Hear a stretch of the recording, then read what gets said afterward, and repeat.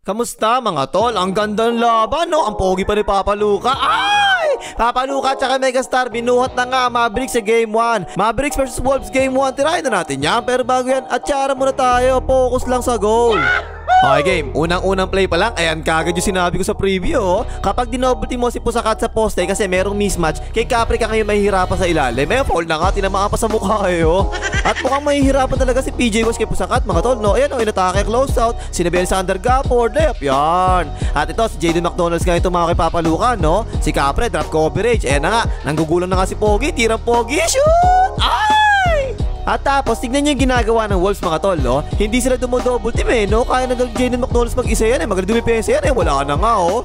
At ayun, si Roy Jones Jr. nga yung tumako kay Langgam. Drop coverage sa Alexander Gafford, oh. Pull up si elbow. Patay ka dyan. Tapos kay Megastar naman, trapping defense naman ang ginagawa ng Timberwolves, no? Eh, sinalubong na malalaki, oh. Pero biglang kumabek, by the way. Patay ka dyan. At ito yung isang problema ng Timberwolves mga tol, no? Si Mike Conley Reyes on camera. Napatulong tuloy, sinabayan ng cut. Megastar palobo, patay na naman. 6-all tabla. Ito medyo kailangan dikitan ni Papa Luka no? Ito si Jaden McDonald's oh. Last 5 games kasi niyan mga tol, 8 out of 18 niya sa 3 points. No, patay ka dyan. Okay pa isa, fast break ang Timberwolves. Binigay kay Jaden McDonald's for 3 na naman. Patay na naman. Pero bumawi naman kagad si Papa Luka, no? Drop coverage, nakahabol si Jaden McDonald's oh. Pero wala ka talaga magagawa dyan tol. Pogi yan eh. Tirang Pogi. Shoot! Ay! Eh naman, staggered screen sa ibabaw. Ang baba ni Papa Luka, oh. Ititira na lang, ipinasa pa. Jaden McDonald's for 3 na naman. Patay na naman. 3 out of 3 na.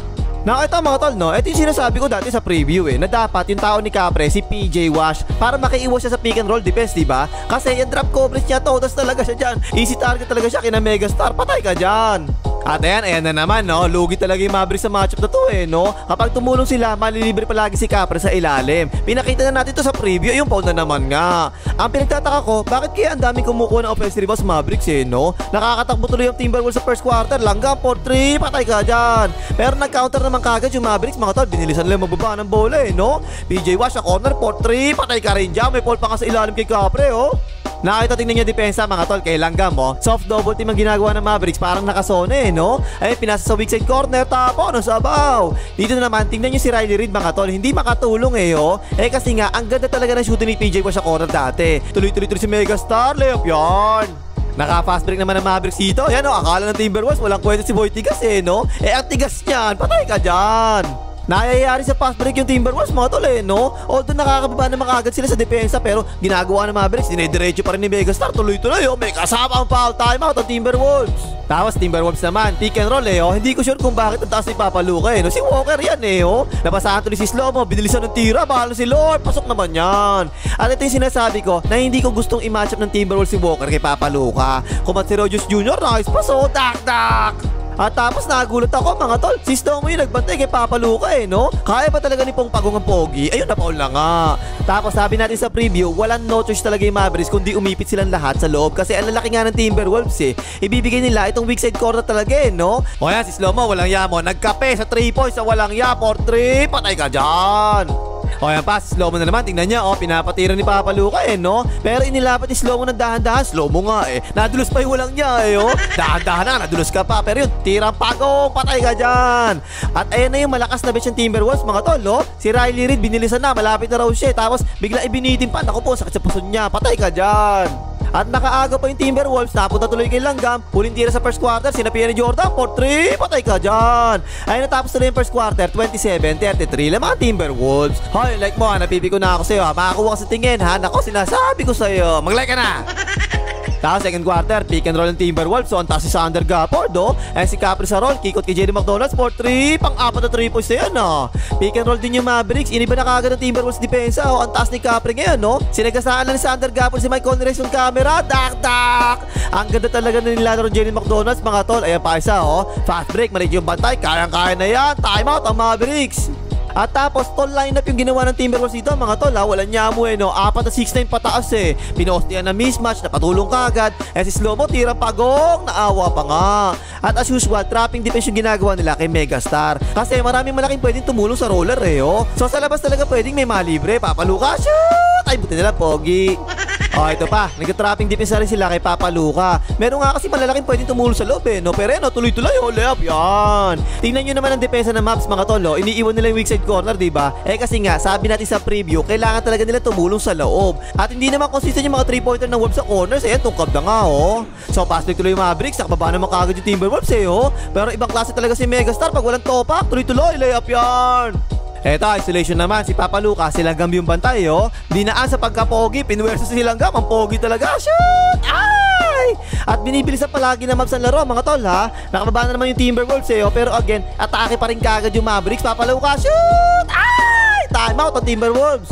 Nakakatuwa, no? First up pa lang, aggressive talaga pareho si Megastar at si Papa Luca, Walang double team, ha? Sa loob lang palagi tumutulong yung Timberwolves. Palobo, patay ka dyan. Pick and pop naman ng Timberwolves. Si Riley Reid, the offensive 3 points, Butas na butas kay Riley Reid. Pero no choice talaga yung Mavs, mga tol, no? Iniiwan talaga nila yung weak side corner. Ayan, libre si Pusakat for 3. Back-to-back 3 points ng Timberwolves. Ito, kinuha slow mo sa switch. Inatake ni Papa Luca. Tumulong si JD McDonald's. Pero natakot si Riley Reid, Nice pass tuloy. Dak-dak! At ayan, trapping defense na yung ginagawa nila kay Papa Luca, Pinabayaan na lang talaga si PJ Wash. Yan, ganyan, tol. Kailangan talaga ma-shoot mo yung ganyan, no? Tungkap naman yan. At kay Langgam, ganun din, trapping din yung Mavs, Tatlo pa nga yan, Iniskrinan yung corner, Jenny McDonald's for 3. Patay na naman, pang 5 3 points na yan, At eto naman, galing sa shoot, mga tol. Binilisan ng Mavericks, Tol lineup nga kasing Timberwolves, medyo mabagal lang konti, Megastar, patay na naman. Pero dalawang best naman, nakashoot sa loob ng Timberwolves. Ayan, offensive rebound, tak-tak. Ayan, tingnan nyo si Pusakat, mga tol, gumigit na no? Pinasa sa corner, ayun, inatake ang close out, reverse, may kasamang foul. Dalawang best nangyari yan, mga tol, Yung spot up shooter, umatake na naman sa close out, palobo, naawa pa nga. At sa dulo ng second quarter, 2-for-1 situation, no? Tinira na kagad nilang gam, mula ako, wow, patay ka dyan. Pero ang problema, imbis na ubusin ng oras, ipinasa nilang gam, tapo, ng sabaw. Nagkaroon pa tuloy yung chance yung Mavericks makatira. Si Megastar, binato na lang, pasok pa rin, hype ka Megastar, ang galing mo, Ayun, tapos tuloy yung second quarter, 62-59 lang mga Timberwolves. Tapos third quarter, eto na, atake kagad yung Mavericks sa drop coverage si Capre, Ayan, alley-oop, tak-tak.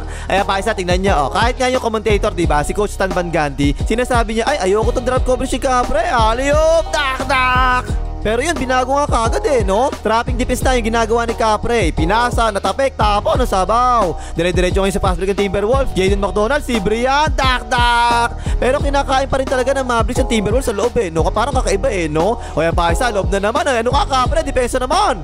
At ito, tingnan niya, fast break, Tingnan niya si Capre, sumundot pa ang tanga. Sa ganyan ako, inis na inis talaga. Sentro ka, tapos susundot kang tanga ka sa fast break. Makakaagaw ka pa sa ganyan. Nalibre si Derek Ramsey Lively, nice pass, dak-dak. Eto, tingnan niya, ang baba ni Derek Ramsey Lively, diba? Off the ball screen tuloy yan. Langgam for 3. Pero yan, tingnan niya, nakita kasi si Capre, kailangan i-backso si Capre, Pero hindi naman binakso si Pusakat. Ayan na nga, dak-dak. At gumaya yung Timberwolves, mga tol, Tinarget din nila yung drop coverage ni Derek Ramsey Lively naman. Ayan, for 3. Patay ka dyan. Tapos, ayan, trapping defense na talaga, no? Pick and pop ang Mavericks. Open si PJ Wash for 3. Kumalog naman yan. Ang nakakatuwa naman sa Mavericks, tinatalo nila palagi sa points in the paint ng Timberwolves, no? Lalaki niya, mga yan, Kaya, putback, points in the paint na naman, Pero yan, bumawi naman kagad yung Timberwolves, Horns action ginawa nila. Hindi tumulong si Papa Luca sa ilalim, Libre tuloy si Capre, dak-dak. Tapos nagulat ako, mga tol, eto, Bumalik bigla sa drop coverage yung Timberwolves. Ewan ko ba sa mga to, walang kadala-dala, O yan, tinirahan na nga ni Papa Luca, shoot! Ay!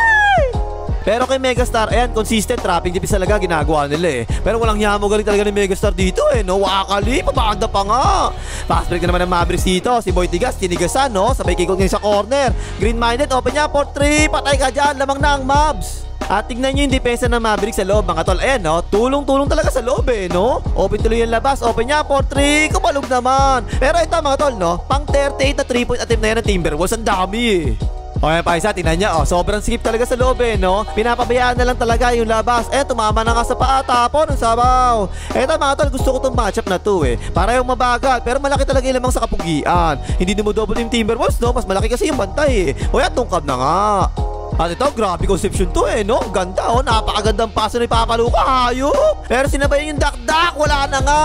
Nag-counter pass break pa yung Timberwolves. Dire-diretso, takbo sa corner si Riley Reid, Open niya, for 3, patay ka dyan, 5 point swing pa nga. Kaya yun, natapos sa third quarter, 82-83 lamang Timberwolves.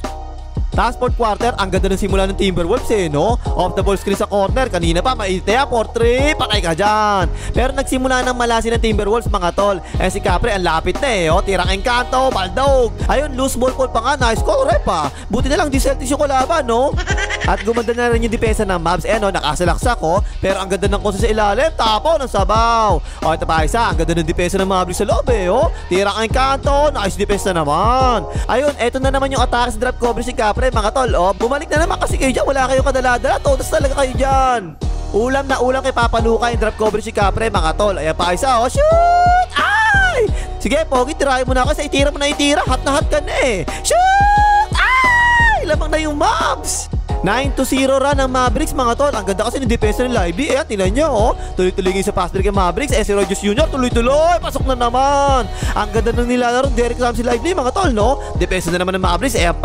Fast break na naman sila. Papa Luka, pabanda, wala naman. Lively na naman, dak lamang na ng army Mavericks. At wala talagang kadala-dala, panay atake pa rin sa drop coverage. Naku po, ang pogi pa naman yan. Paul na nga, lamang na nawalo yung Mavericks. Pero bigla pang humabol yung Timberwolves mga tol Offensive rebound, ang dami binigay kay Langgam, 4-3, patay ka dyan. Nakasunod-sunod pa yung Timberwolves no. Sa Pusakat, inatake ang mismatch, binunggo pa muna, by the way, patay ka rin dyan. Eto pa isa, nag-pick and roll naman yung dalawang malalaki Inaaliyop, tak. Pero yung obvious dito mga tol, ayan, tingnan nyo mabuti si Langgam, pagod na, walang iya. Napapagod pala ang mga Langgam no. Binigay nila tuloy ang Pusakat, tinira na mula Kubaw, patay ka dyan, lamang na yung Timberwolves. At tuloy-tuloy momento mga tol si Langgam, tingnan nyo, wala nang hangin talaga, hopper timeout na no. Tinira pa rin, 4-3, patay ka naman dyan. Pero eto na yung nagpabago ng ihip ng hangin mga tol. Naka-defense yung Timberwolves sa loob pero kasi nakuha ni Lively, kinikot ni Papa Luka, 4-3, shoot! Lamang na lang ng isang Timberwolves mga tol no. Pero nakapass rin yung Mavericks. Last 2 minutes to PJ Wash 4-3. Patay ka dyan. Lamang na yung Mavericks. Tapos ito mga tol no, panablasanan ng Timberwolves to Naka-follow up lang si Pusakat. Pero tinawagan ng offensive interference to no. Ang rule kasi dyan mga tol, meron tinatawag na imaginary cylinder sa ibabon ng ring. So kapag ang bola nasa loob nun no, hindi mo pwedeng hawakan kagad yun kahit na tumalbog pa yung sa ring Unlike sa FIBA, pwede na kagad basta tumama sa ring no. So ang ginawa ng referee, ni-review pa nila kasi nga pwede sila mag-review ng out of bounds at goaltending sa last 2 minutes ng laro. At tama nga yung tawag nila, nice ref.